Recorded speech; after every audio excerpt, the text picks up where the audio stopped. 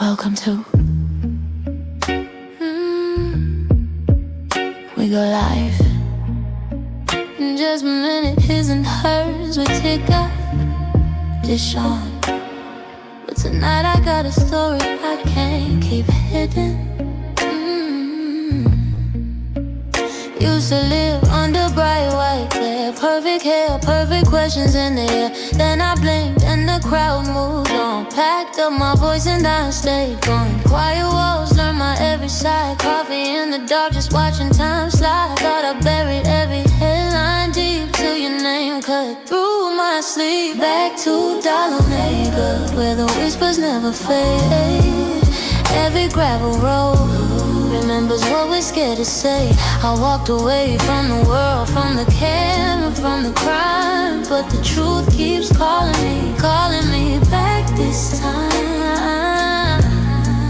Back to Dollar Maker, where we bury more than bones. I can hear the story breathing underneath these stones. Old courthouse, leaning like it knows who got hurt and who still won't show. Half remember faces at the store, turning down the aisle like they've seen this all before. You and me, we left some things unnamed. Every glance felt like gasoline and flame. Professional distance, personal ache, I can't tell which one I can't break. Back to Dollar Maker, where the whispers never fade. Every gravel road remembers what we're scared to say. I walked away from the world, from the camera, from the crime, but the truth keeps calling me back this time. Back to Dollar Maker, where we bury more than bones. I can hear the story breathing underneath these stones. Layers on layers, silence and smoke. Who gets protected? Who ends up broke? Oh, I thought I retired from taking that risk, but my name still echoes in the way they twist us. Back to Dollar Maker, icebergs never fade. Let the line break. Well,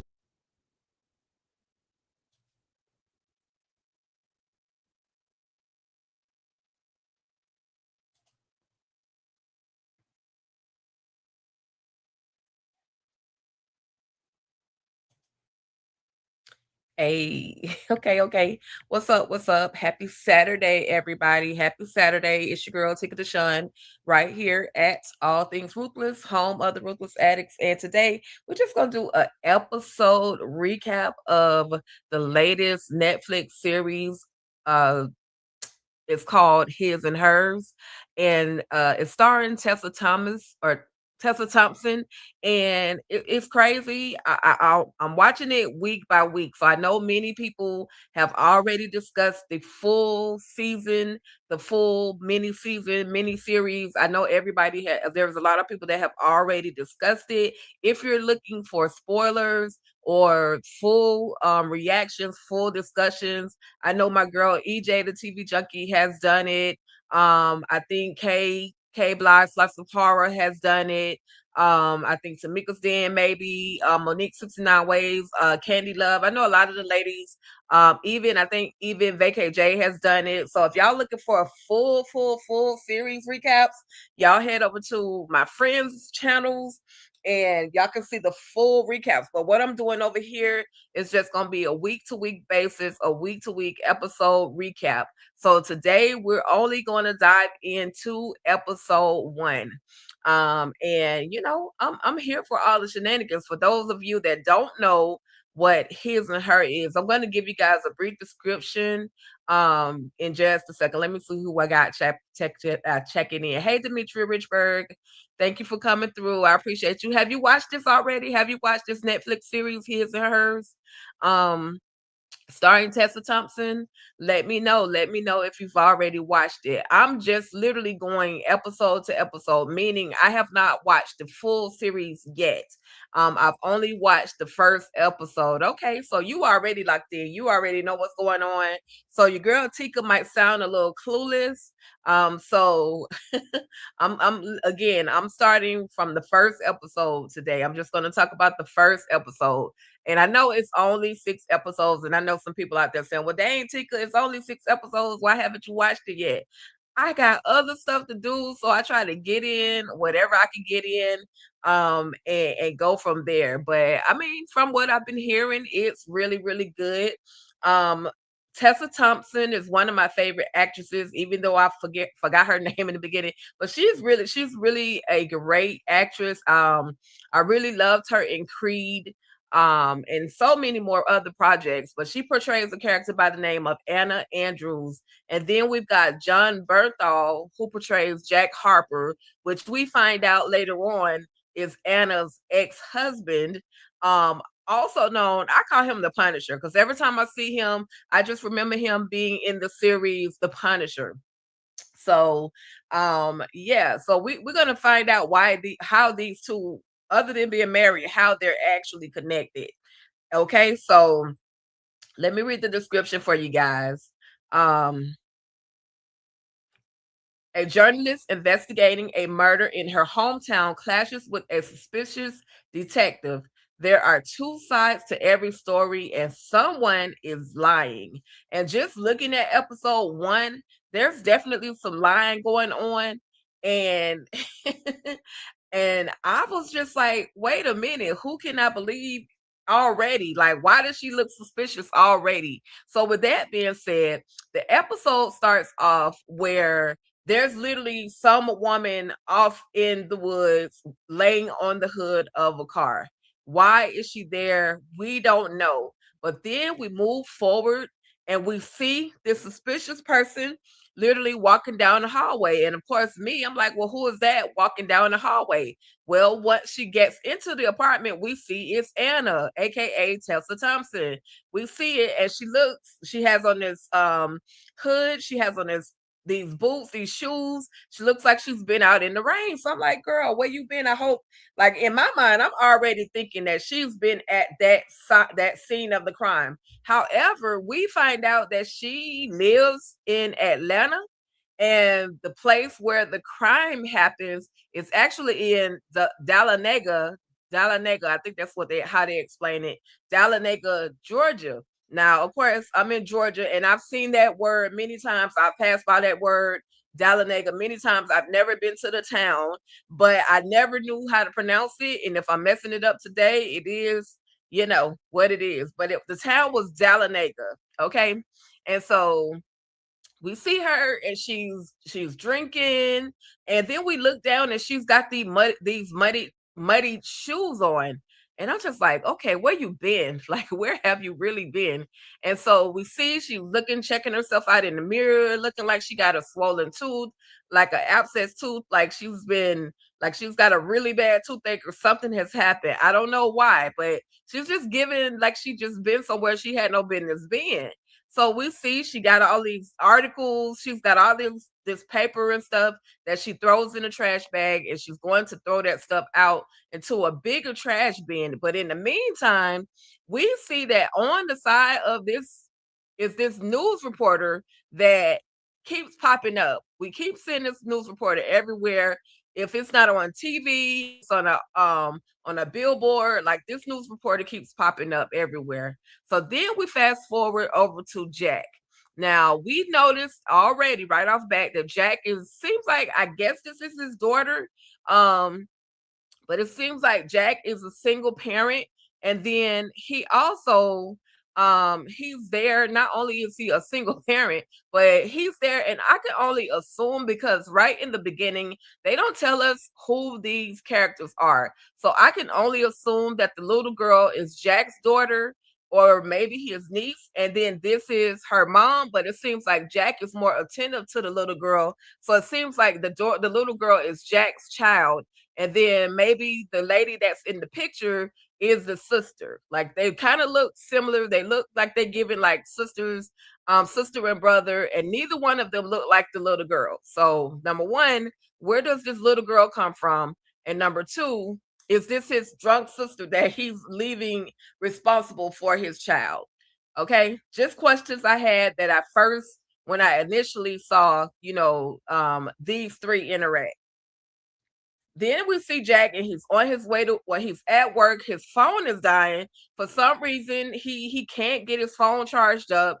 It looks dead. That was another thing that we noticed with Anna. Like, her phone was dead too. So what was she doing in the middle of nowhere where her phone wouldn't charge up? We also saw Anna's place. It was like a real hot mess. So anyway, we also meet Priya, which is his coworker. And of course, right off the bat, she's bringing him some coffee or something to drink, to help him get the day started. And she's saying, "I've been texting you all day, all night. You haven't answered any messages." And so, he's like, "Well, what's the problem?" She says, "Well, there's been an unalivement, and we need to go to the scene of the crime." And so this whole time, he's just kind of clueless as to what's going on. But then, he's talking her through, because she seems like she's a new detective, new to this whole job, crime investigating situation. And he's the one that's just like giving her keys as to how she should be moving, how she should be investigating, saying that this is a small town, things don't really happen here. So this is clearly something major, for us to have a body. Okay, so again, um we see this lady on the wall, and we find out that her name is actually Ashley. I think it's Ashley, and she's a news reporter as well. And so on that, it's either Ashley or Alice, y'all. I know it starts with A, but she's that popular reporter that Anna, Anna used to once be that popular reporter, but because Anna has been gone for over a year, when she goes back to work, her badge doesn't work. Her, and so she has to get the security guy to update her badge so that she can go in. We find out again that she has been gone for over a year, but she also runs into this lady right here, this one who has literally taken her spot. And it's just like, "Hey, how you doing?" Like, casually, not really speaking to her. I think her name is Lexi. It's Lexi Jones. But she's just like casually, but not so casually speaking to her, even though she's pretty much obsessed with the fact that Lexi basically took her job. Like, Lexi, because Lexi was a substitute reporter, or journalist, and because Anna was gone for a whole year, they had to fill in her spot. Somebody else had to take her spot. And of course, she goes back to her boss and is like, "Hey, I'm back. I'm ready to get back to work." And he's saying, "Well, we kind of gave your spot away." So she convinces him to allow her to take this big case, to go into Dahlonega, which is the place where she is from, and investigate this case, because it seems like something big has happened. Now, she never mentions that it's been a murder. She just knows that a body has been found. Of course, she's getting text messages that's telling her, some inside information about, some big stuff that has actually happened. And so she's there, she's getting herself back into the door. She also asks, can she take Lexi's husband as her cameraman? So Anna Anna is a slick one, y'all. That was my perspective of her from the first 10 to 15, if 15 minutes of this first episode. She's a slick one, but she gets what she wants. She's able to get back in the door and start back working on being, working her way into becoming this big and popular reporter that she once was. Hey, Miss Kira, thank you for tapping in. Yeah, Alexis. Okay. Hey, Miss Kira, and they call her Lexi, but Alexis. Yeah, yep. Lexi Jones got her job taken. Got her job taken. Well, Anna's trying to take the job. So anyway, we move out to this whole scene where this is where that body is. And on that body, it says something about fake, or um it was just, the body was out there. Police were all over the place, swarming all over the place, in the way. And so this is who it is. She's laid out. We don't, as an audience, you don't know the person's name just yet. So we keep watching, and then of course Jack is on the scene. Now he's telling Priya to go and do just go do basically go do crowd control. Like you should also make sure that we got a perimeter set up. And when she goes to do crowd control and go and talk to the reporters and everybody, she's not as successful as he is. Of course, we see Anna. She and Lexi's husband are setting up to go and be reporters. You know, they're going to do the job, and she's telling him, "You're gonna keep the camera rolling." They introduce each other because this is their first time meeting. I feel like at this very moment, Anna already has some false intentions with Lexi's husband. We're going to get into that a little bit later. But Priya is over there. She's doing her best to try to control the crowd, trying to control the other reporters, trying to get them to move to the other side where the new perimeter is supposed to be set up.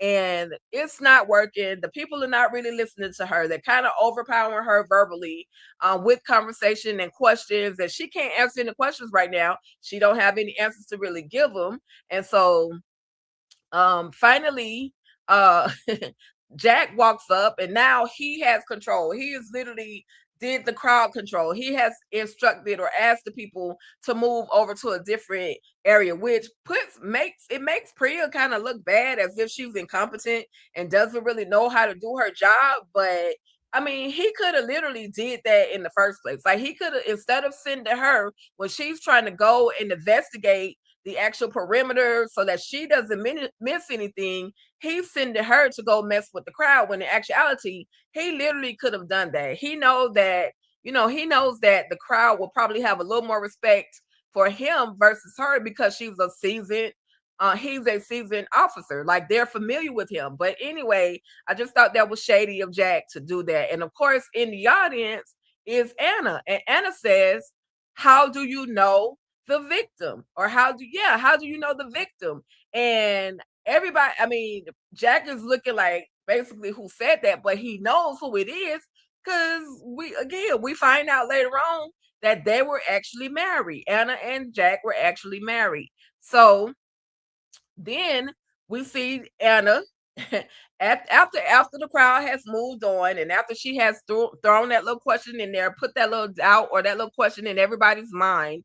Anna and Mr. Jones over here, literally, they go to breakfast, and then they have breakfast. But then after breakfast, y'all, let's just say it went down. It went down a little farther than what it should have gone. Um, but we'll get more into that. We find out that, Jack is like, okay, what is she doing here? Where is she? So he ends up tracking her down at this hotel, or this bed and breakfast. He convinces the lady at the desk to tell what room she's actually in. She's in room 5. He goes upstairs and catches her in a very compromising position. Okay. I'm like, Anna, you just met the dude, and this is what we're doing? Like, really, Anna? Anna is a lot, y'all. Already in episode 1, I can tell that Anna is a hot behind mess. Already, she's got issues clearly beyond my comprehension, at least on this very first episode. So she's in there basically getting it in with Alexis Jones's husband, okay? So he sees all of this. He can hear it from the other side of the door. And so he finally, after banging, hard on the door, he finally decides that he's going to leave. He walks down the stairs, and then she ends up peeking out the door and sees that it's him. So she hurries up, gets back dressed. And then in that time, I'm thinking she's running to actually go and talk to him. But in actuality, she's running to go somewhere else. But she calls back and lets the chief reporter know, hey, I got a story for you. I know I got some information that's going to be definitely worth, reporting. And can I get a slot? So he's telling her, yeah, you can get the 6 o'clock slot. So after she does all of that, she makes her way to this house, literally in the middle of nowhere. She walks into this house, and there's this lady that's sitting in a chair, and she's laying there, and her mouth is open. And I'm like, is she gone? Like, is she up out of there? So Anna ends up checking her pulse, and she ends up waking her up. So we find out that this lady right here, y'all, is Anna's mother by the name of Alice. She wakes up. She's shocked to see her. She recognizes her daughter. Um, so then Jack makes his way to the house. He goes in, he does the normal routine that he normally does with Anna's mother. He takes out her trash, he gets rid of all fruit. Clearly, something is going on with Miss Alice's mind. She seems like she's going through some onset early dementia. And Jack, being the ex-husband, is familiar with the mother, and the mother, Miss Alice, is also familiar with Jack. So this is how he's able to get in and out of her home, and kind of help her from time to time. But Anna was surprised because Jack came in. Well, Miss Alice left out of the room, and then she came back in, and she forgot that Jack had even came there. And she asked him like multiple times, "Do you want me to make you some coffee?" And Jack always likes coffee. Like, she forgot that she had just had a whole conversation with him, and it's like starting all over again. So unfortunately, we can tell for now that there's some type of dementia going on with Miss Alice. So outside, the conversation gets crazy. Definitely, yeah, definitely is strange. I know husband, but at the end of the day, he could be estranged, but at the end of the day, husband, wife, they was married once upon a time. So they still married or divorced, whatever, they still married. So anyway, she finds out, after having this conversation, not only, and see, this is a problem with Jack.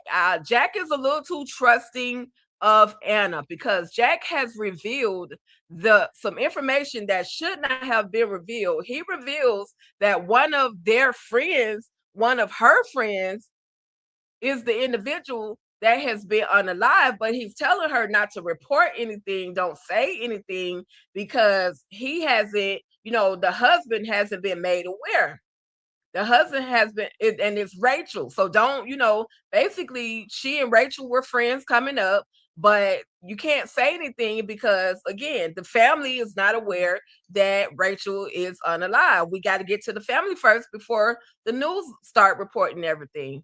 And so Anna, she's reminiscing and all this stuff and going through, going through tapes and looking at old videos, and she sees this box of videos, and she opens it up, and then she also finds a camera, one of the old camcorders that she can go back and review some of these tapes that she has, and she sees her younger self, she sees her friends, she sees Rachel is in these images, just her doing one of her birthday celebrations. So then we see Jack, and Jack is making his way to the coroner's office and the morgue. And so he goes inside, and she says, well, it's a lot of this woman was unalive, but there was also some semen found on the scene, found in her body. And so Jack is kind of acting a little suspicious too. At this point, everybody is guilty to me. I can't trust anybody in this at this point. But Jack is acting a little like, okay, kind of like walking around the subject and what actually happened to her. And then also we find out that, Rachel, this woman, she was stabbed to death. Like, she was literally poked to death with a paring knife. And so this is why she has multiple wounds on her, over 40 puncture wounds on her body. And so something like that to me, y'all, looks like a crime of passion. But I'm just gonna keep on going. I'm gonna keep on going because I don't know what's gonna happen on the end. I don't know what happened at the end. So anyway, we see again, like the coroner, like I said, she's just telling him what's going on, and she wants them to come back. She wants them to give a DNA sample so that she can kind of eliminate everybody that was there at the scene of the crime. She want to eliminate everybody, but Jack is like, okay, well, we can come back tomorrow. I got a feeling that semen belonged to Jack, and I'm gonna tell y'all why at the end. But she also goes into Rachel's mouth and she pulls out this bracelet. Now, simultaneously, as she's pulling out pulling out this bracelet out of Rachel's mouth, Anna is holding up that same bracelet. So this clearly lets me know that Anna and this girl on this table, which is Rachel, are connected some type of way. Friends, high school friends, middle school friends, they are connected. And so I'm still wondering, Anna, what do you have up your sleeves, honey? Like, what is going on? So again, she got on that phone call, and so they go over to. She got on the phone call again, like I said, y'all, to let her supervisor know, hey, I got a real good story. It's ready. And so she tells old boy Jones to meet her around 5-6 o'clock so that they can go ahead and do what they're gonna do as far as reporting this whole story. But they go to Rachel's home where her husband is. Clearly, somebody is looking out the window. However, nobody is answering the door. Like, it's a whole car there. You can see from this vantage point that someone is looking out the window, but nobody is opening the door.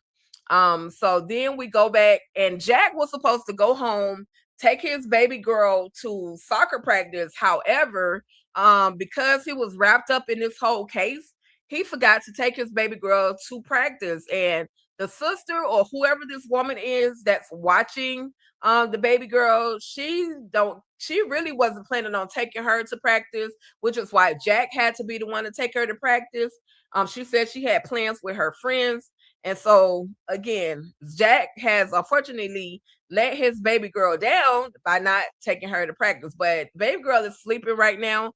So we'll see if on the next episode, if baby girl ends up being in her feelings about this whole situation.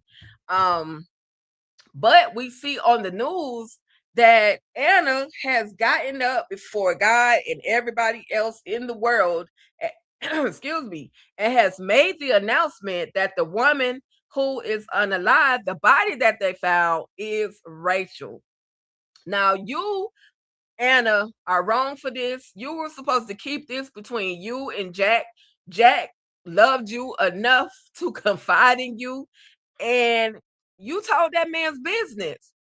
So what's the deal? Are you trying to destroy Jack for some reason? Are you trying to, expose him? Like, what is going on? What is going on? Why would you do this? Why would you get out in front of the public and report this information? And she does it with a big old happy smile on her face. At the end of the day, she wants her spot back. She wants her spot back working on that whole news. No, I haven't watched the whole series yet. That's why I say his and hers, season 1, episode 1 recap. Nope, I haven't watched it, but I did refer for everybody who already watched it or wants to, hear recaps from everybody that has watched the whole thing. You have to you can go over to the other channels. I think I said your name is Kira. I don't know if you did a recap with them, but I know EJ did it, K Bly did it, K Slice of Horror did it. I think Candy did it. Monique 69 Ways, Jay did it. So if Miss Kira did it, y'all can check her channel out too to see the whole episode, to see the full recap. And Demetria, because I have like 1,001 things going on. That's the only reason I can stop at the first episode. But I heard it's pretty good. And I'm gonna I just got to do it week by week because I literally have a calendar of things that I do. I literally have a calendar. So if unfortunately this series is only allowing me an hour of my time plus to recap it, to go live and recap it is quicker than me actually doing it, like creating a whole video of doing it. So it just depends on how much time I have. But yeah, my time, I'm like, I don't have time to sit and watch the full one. I gotta go watch Bridgerton to recap. It's a lot, especially when you're managing 2 channels. Yeah, so that's the only way I'm able to stop at one episode and go, week by week I'll watch a new episode. So yeah. So y'all check out Miss Kira too. She was on the panel with Monique and the gang. Okay, so Miss Kira speaks. Okay, so let's see. I think I got one more slide to this one. So then, as Anna is looking down that road where that car is, we see a flashback. and we see the car, and then we see the inside of another car, what looks like a car or a truck. And then inside that car and that truck, we see Rachel and Jack, which is why he didn't want to give the DNA. Oh, shoot. And then we see Anna standing outside of the truck. But how the heck? I need to do a GPS. I need to map how far is Dahlonega from Atlanta, because honey, you supposed to live in Atlanta, Georgia, and you are the way in Dahlonega, Georgia. So let me do my GPS right quick. I need to see how far Dahlonega. It might not be that far, because I think Dahlonega is like going towards either North Carolina or Tennessee. Let me see. Give me 1 second. Atlanta to Dahlonega. Atlanta to Dahlonega, or Dahlonega to Atlanta. DAH. Okay, so it's only like an hour and 19 minutes. So she could very well have really, really been the person in the woods that may have taken out. Oh my God, she may have taken out Rachel, y'all. I don't know. But that was the end of the very first episode. His and Hers, season 1, episode 1. Yeah, it's definitely a real town. It's definitely a real town. It's actually it's actually going towards North Carolina, Miss Kira. So if you're going, I don't know if you've ever been to Atlanta, but if you're going, say you're going to, I think Charlotte, North Carolina would be one of the biggest cities that you could recognize in North Carolina. If you're going on the highway, which is 85, that takes you to Charlotte, North Carolina, you'll see Dahlonega. You'll see that. But anyway, yeah, so it's a real city. But this episode was absolutely crazy. Absolutely crazy. But I'm here for it. I know I'm gonna have to go. I'll watch it the day before, then I'll recap it. I don't know. I may do a video, the next video review, but it just depends on how much time I have. But with that being said, I just want to thank you ladies for coming through, engaging with me as I discussed His and Hers, season 1, episode 1. Again, if you guys have already seen the full episodes, I absolutely recommend heading over to Miss Kira, Monique, VKJ, K-Bly, Slice of Horror, EJ, TV Junkie, I think Tamika's Den, heading on over there to all the ladies, all the gentlemen's channels. I think Lawrence, I think he did it as well. So y'all head on over and check out the full recap if you've already seen it. Check out the full discussion. Again, I will be back next Saturday at 3:15 p.m. Eastern Standard Time to discuss His and Hers, season 1, episode number 2. So y'all stay locked in, and I'll be back. And then for tomorrow night, y'all make sure y'all come back for the book club, Cousin Curtis Bounty Hunter. We will be doing a live recap, live discussion. I'm not sure if Ben Stevens, writer of or author of this book, Curtis Duncan Bounty Hunter, will be in the building. But even if he's not there, y'all please come on through. Definitely head over to Talk That Talk Media. It's the other channel that EJ and I go hard for. So please, Talk That Talk Media, head on over there, hit that subscribe button. For those of you that are already subscribed, we absolutely appreciate you. With that being said, y'all, your girl is up out here. Thank y'all, and have an amazing rest of your day. Peace. Thank you, ladies.